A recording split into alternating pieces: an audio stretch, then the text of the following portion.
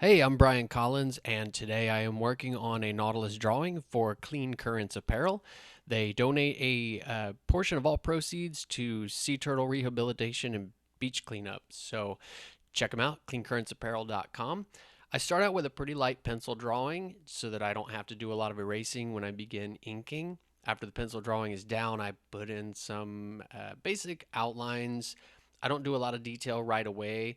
Again, I don't want to wipe away the pencil, so I start out with just inking everything very generically, just from the outside in, kind of like you would a tattoo. I used to be a tattoo artist, so I still draw that way. Once the outline is down, I will go back in with a graphic pen. I use or a graphic tip, I guess. I use Pigma Micron pens, and they come in a variety of sizes. If you've ever used them, they're excellent. You can get a lot of detail, a lot of techniques can be used with the different types of tips that they offer, and I do use most of what they offer.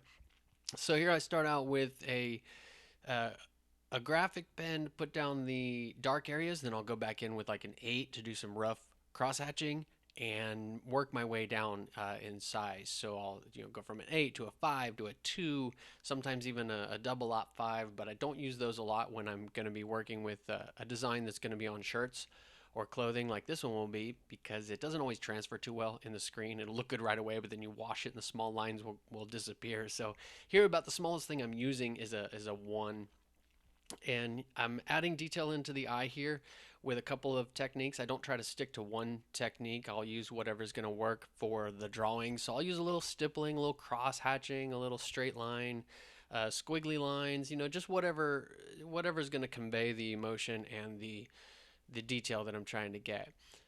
And that's kind of what I'm doing here with the stripes and the Nautilus shell. I start out with the graphic pen. I get all the dark, deep areas in, and I'll leave the edges rough so that I can go back in with an 8, do some loose cross hatching, go back in with a 5, a 3, and so on. And just overlapping the cross hatching to make sure that it's as smooth as you can get it. It's not like charcoal where you can just blend it, And with ink, you got to be very direct in your approach and do whatever you can to make sure it's as smooth as you want it to be. And you'll also notice I have a piece of tracing paper underneath my hand. That's obviously to cut down on ink transfer and not wiping away the pencil until I want to. Once everything is pretty much laid in, I'll go back in and sculpt lines. You probably notice some of the lines are thicker and then they get thinner. And to me, this is just, it's appealing to the eye. It adds a dynamic element to the artwork and makes it look, intentionally transitional, I guess you'd say. I don't know how to really describe it, but I like how it looks, so I do it. And once the drawing is done, I will go back in and outline clean currents as I'm doing here, thickening up the lines, and there's the finished piece.